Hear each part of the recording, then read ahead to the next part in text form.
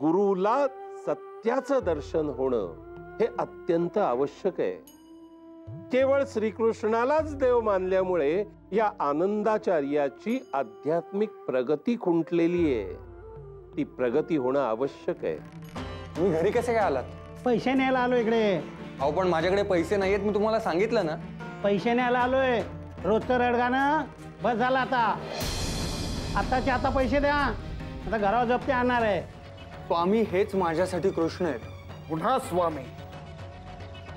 गुरुवर्य, अहो आपल्या मोरूची तब्येत नाहीये ठीक. काय? आपण पण पडलाय तो. विसरा येता का? हो चल, गुरुवारी आलोच.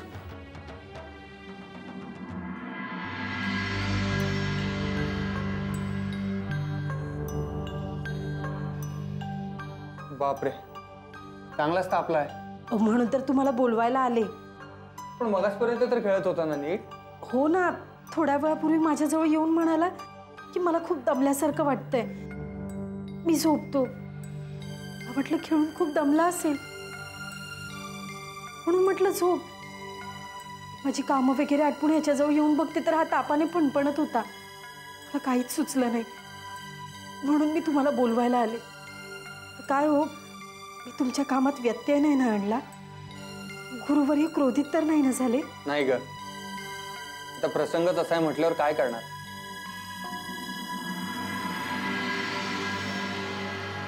मी स्वामींकडे जाऊन येतो, तू थांब.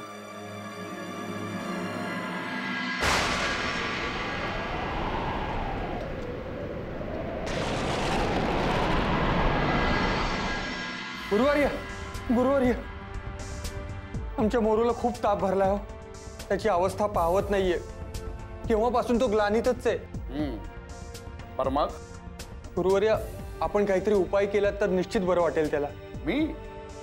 मी इलाज करायचा? गावात कुणी वैद्यही नाहीये. मी विनंती करतो आपल्याला. अरे मला कशाला हात जोडतोय? तुझ्या त्या स्वामींसमोर हात जोड ना. सांग त्यांना बरं करायला. अरे ईश्वराचा अवतार आहेत ना ते, मग काय अशक्य आहे त्यांना? स्वामींना काहीच अशक्य नाहीये, पण आम्ही त्यांच्यापर्यंत पोहोचू शकत नाही आहोत. बाहेर पावसानं धुमाकूळ घातलाय. त्यात अक्कलकोटला जायचं म्हणजे नदी पार करावी लागेल. तुझे स्वामी हे ईश्वर आहेत ना, आणि ईश्वर हा सर्वसाक्षी असतो. अरे मार तुझ्या स्वामींना हाक, बघ ते धावून येत आहेत का. गुरुवर्य, अहो पण नाही, आता पण बिण काही नाही. आता काय लागायचा तो सोक्षमोक्ष इथेच लागू देत. मार ना, अरे हाका मार तुझ्या स्वामींना. आणि तुझ्या हाकेला जर ते धावून आले नाहीत तर मी म्हणतो हेच तुला मान्य करावं लागेल.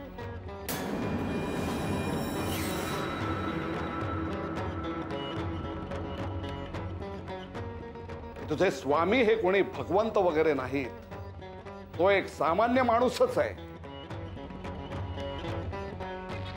आणि ज्यानं अर्जुनाला गीता सांगितली तो श्रीकृष्ण हाच एक देव आहे. गुरुवर्य, मी आलोच. रेणुका, अगं तुझं लक्ष कुठे आहे? दारावर कोणीतरी आहे. आपण कोण आणि कुठून आला? मी अवधू. आलो नाही, यावं लागलं. येणं भाग पडलं. म्हणजे? अहो बाहेर मुसळधार पाऊस कोसळतोय, सोसाट्याचा वारा सुटलाय, त्यामुळे आडोसा घेणं भाग पडलं. मी वैद्य आहे. माझ्या एका रुग्णाची तब्येत बिघडली, त्यांचा निरोप आला. तो अक्कलकोटाच राहत, तिथेच निघालो होतो आणि दरम्यान हा पाऊस. त्यामुळे आता पुढे जाणं अशक्य झाले. आपल्या इथे आसरा मिळाला तर. नाही म्हणजे आपली गैरसोय होणार नसेल तर. हो, गैरसोय कसली? उलट तुमच्या रूपात तर देवच आमच्या घरी आलाय. या पावसानं एका परीनं उपकारच केलेत आमच्यावर. अहो बाहेर पावसाने काय उच्छाद मांडलाय, उपकार कसले. वैद्यबुवा, पाऊस पडतोय म्हणूनच आपण आलात ना. आमचा मुलगा तापानं बराच आजारी आहे. त्याच्यावर कसे आणि काय उपचार करायचे यात चिंतेत होतो आम्ही. त्यात तुम्ही आलात. पण कृपा करून त्याला पाहिलं तर फार बरं होईल. मी पाहतो त्याची प्रकृती.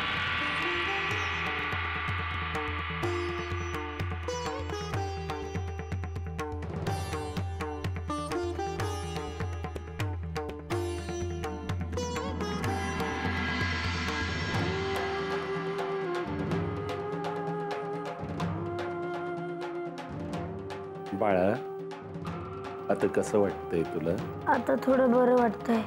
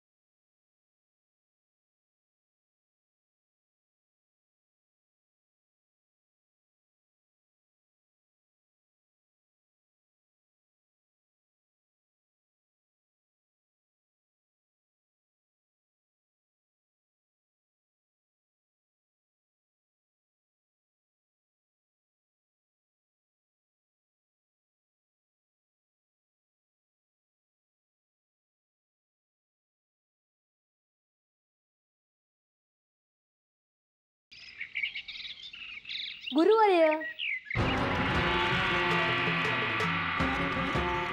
अरे मोरू, तू? हो आजोबा, हे घ्या, मी तुमच्यासाठी न्याहारी आणली आहे. रमाकांता, अरे तुझा मुलगा बरा झाला? चांगला ठणठणीत दिसतोय. काय रे, हे झालं कसं? स्वामी कृपाच म्हणावी लागेल. स्वामी कृपा? ही कशी काय? अहो, स्वामींच्या रूपाने वैद्यबुवा दारात आले. त्यांनी मोरूचा इलाज केला आणि तो खडखडीत बरा झाला.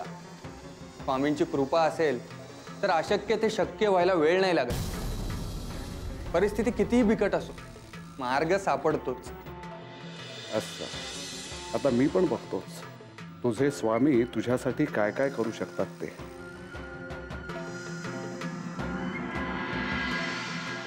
काय रे, न्याहारीसाठी काय आणलंयस? पोहे आणले. पोहे? आम्हाला न्याहारीसाठी काय हवंय हे तू पहिल्यांदा विचारायला हवं. गुरुवर्य, तुम्ही सांगा तुम्हाला काय हवं ते, मी ते करून आणतो. ठीक आहे, मग आज आम्हाला सुवर्ण भस्म असलेली खीर खावीशी वाटतेय. तेवढी करून आण. गुरुवर्य, म्हणजे मी काय रे, काय झालं? बोल की. सुवर्ण भस्माऐवजी दुसरं काही आणलं तर चालेल? चालणार नाही.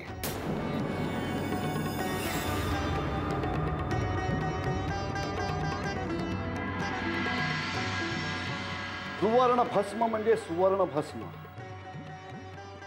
सुवर्ण भस्म असलेलीच खीर आम्हाला हवी आहे. आता कशी करायची हे तुझं तू बघ.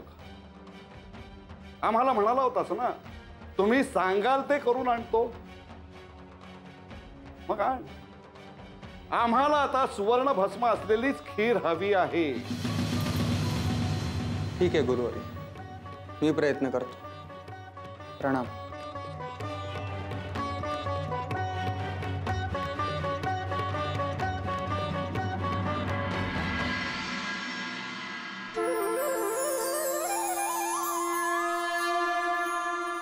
गुरुदेवांची इच्छापूर्ती करायची म्हणजे सुवर्ण भस्म आणायला हवं.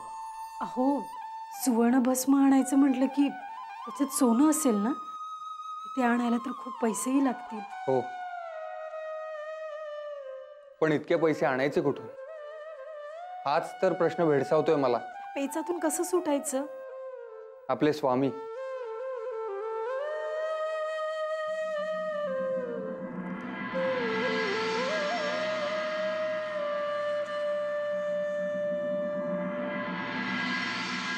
काय खीर?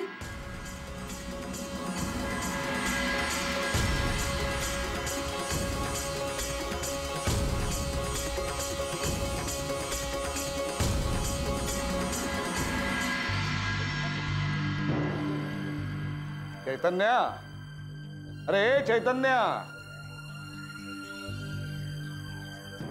चैतन्या, कृष्ण पूजेसाठी तुलसी पत्र घेऊन ये. जा. गुरुवर्य, आपल्यासाठी न्याहारी घेऊन आलो. रमाकांता, आम्ही काय सांगितलं होतं हे विसरलायस वाटतं तू. नाही गुरुवर्य, आपण सुवर्ण भस्म असलेली खीर मागितली होती ना, तीच आणली. सुवर्ण भस्म असलेली खीर तू आणलीस? काय रे, खोटं तर बोलत नाहीयेस ना? नाही गुरुवर्य, तुम्ही खाऊन खात्री करून घ्या ना.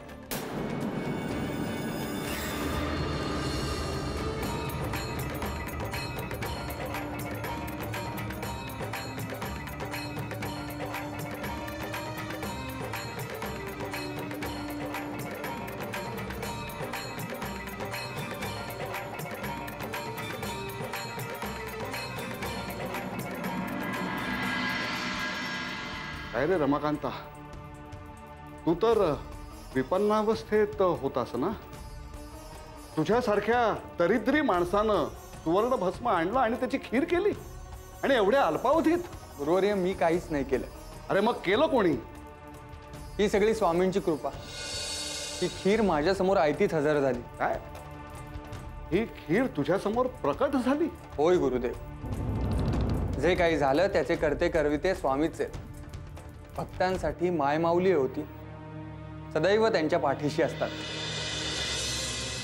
खरंच रमाकांता, माझं चुकलं. तुझ्यासमोर नवी नवी आव्हानं उभी करायची, तुला अडचणीत आणायचा आणि श्रीकृष्णाचं महत्व तुला पटवून द्यायचा, एवढाच माझा उद्देश होता. पण प्रत्येक वेळी तुला स्वामींनी संकटमुक्त केलं. अशी तुला गरजच पडली नाही रे. नाही रमाकांत, नाही. अरे मी नाही स्वामींना ओळखू शकलो, नाही ओळखू शकलो. रमाकांत, परमेश्वर ही संकल्पनाच मी समजू शकलो नाही असं आता मला वाटायला लागलंय. ब्रह्मा, विष्णू, महेश यांनी विश्वनिर्मितीत उत्पत्ती, स्थितिलय, ऱ्हास या जीवनधारेचं रूप सातत्यानं दाखवून दिलंय. त्यांचे विविध अवतार हे विविध नावाने सर्वश्रुत आहेत. विष्णूच्या अवतारांपैकीच महाअवतार भगवान श्रीकृष्ण, हाच अवतार माझ्या मनात ठसला, रुजला. मी सुद्धा एककल्ली झालो. त्या श्रीकृष्णाचं ते विराट रूप माझ्या विस्मरणात गेलं. त्याची उपरती मला स्वामींनीच करून दिली. रमाकांता, अरे जे स्वामी हे सुद्धा एक परमेश्वराचाच अवतार आहेत रे. यावर आता माझा विश्वास बसलाय. खरंच रमाकांता, मी चुकलो रे, मी चुकलो. रमाकांता, अरे तुझे स्वामी खरोखरच थोर आहेत रे. मी नाही त्यांना ओळखू शकलो. मला आत्ताच्या आत्ता तू त्यांच्याकडे घेऊन चल. मला माफी मागायची रे त्यांची.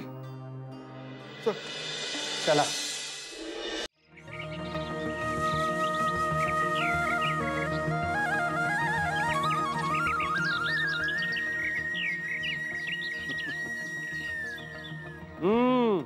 बाळोबा, घ्या आता तुमची पाळी. मी अहो मी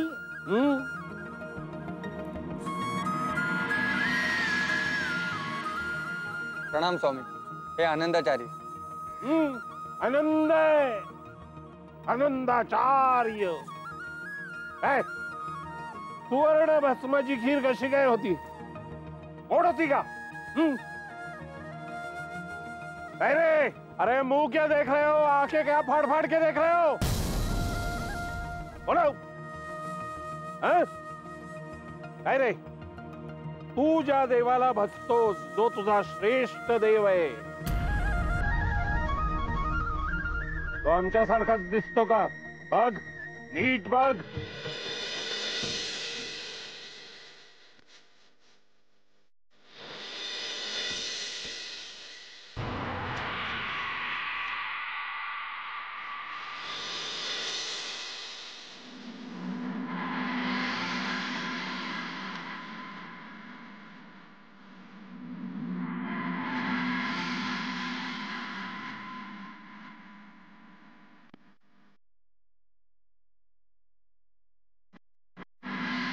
स्वामी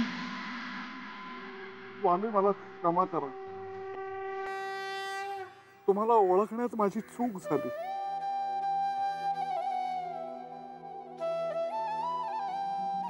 अरे बेड्या,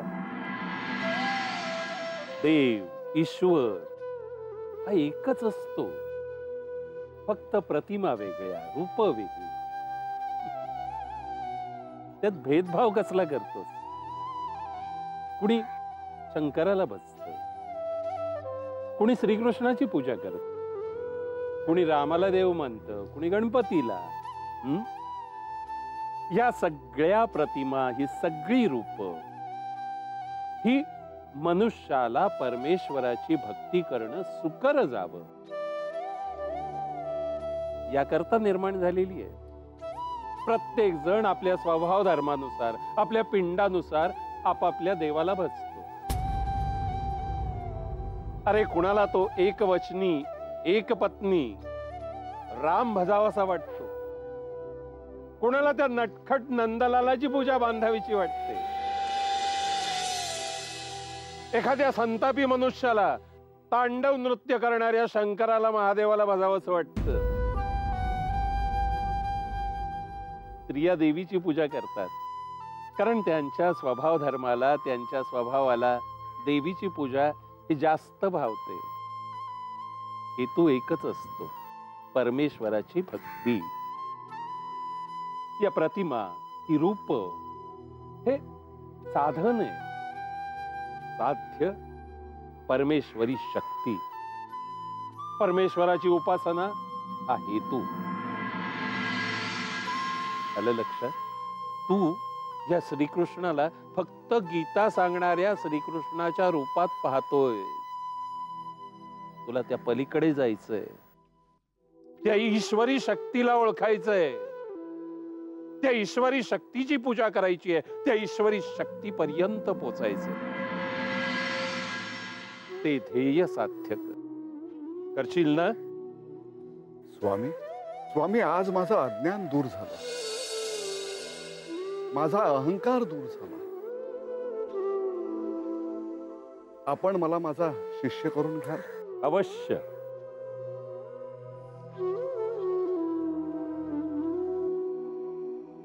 भिवू नकोस, मी तुझ्या पाठीशी आहे.